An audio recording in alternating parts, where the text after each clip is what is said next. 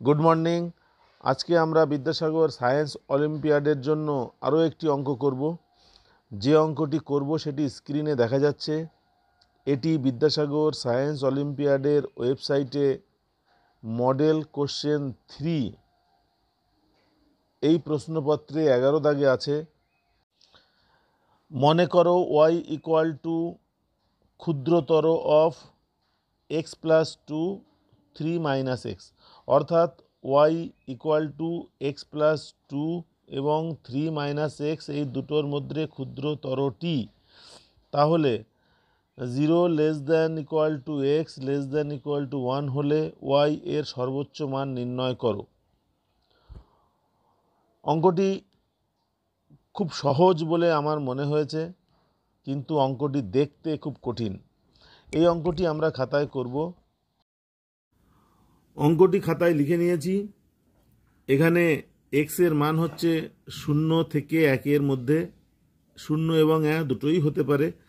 আমরা যে দুটি রাশি এখানে দেখতে পাচ্ছি এক্স প্লাস 2 এবং 3 মাইনাস এক্স, এর প্রত্যেকটা রাশিতে এক্স এর মান 0, 1 ইত্যাদি ইত্যাদি বসিয়ে দেখব যে কোন মানটা কম হয়।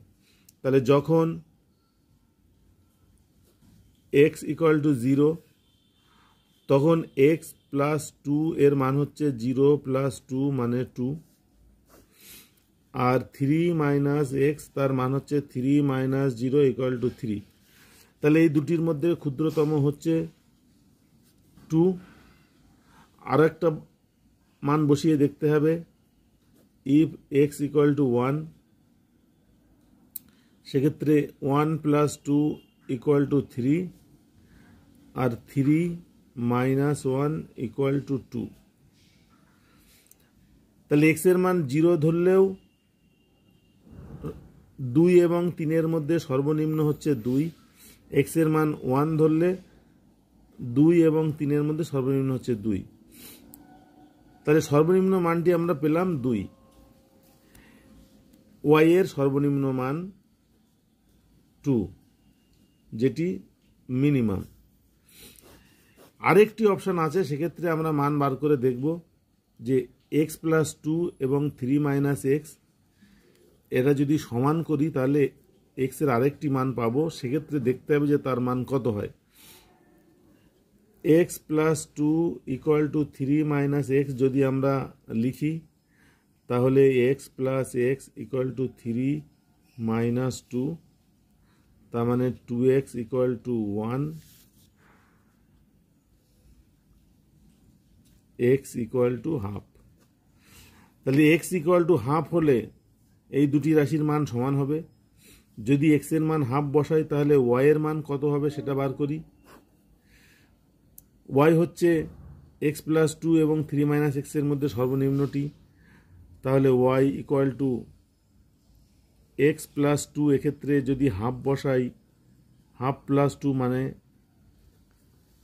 2 হোল 1/2, বাংলাতে বললে বলে আড়াই। আর যদি 3 মাইনাস হাফ করি 3 মাইনাস এক্স, তাহলেও হয় আড়াই। তাহলে এখানে এক্স এর মান হচ্ছে আড়াই, যেটা ওয়াই এর মান কত প্রশ্নে যেটা বলা ছিল যে ওয়াই এর সর্বোচ্চ মান কত। ওয়াই এর সর্বোচ্চ মান 2 এবং 3 এর মধ্যে হবে 2, আর সর্বোচ্চ মান হবে আড়াই, কারণ 3 তো নেওয়া যাবে না। এক্ষেত্রে তো বলাই আছে যে এই দুটির মধ্যে সর্বনিম্নটি নিতে হবে। তাহলে ওয়াই এর মান হচ্ছে আড়াই, ওয়াই ইকুয়াল টু 2 হোল 1/2। তাহলে যে সমাধান আমাদের কাছে চাওয়া হয়েছে তার সমাধান আমরা করলাম, এবং ওয়াই এর মান হচ্ছে আড়াই, যেটি সর্বোচ্চ।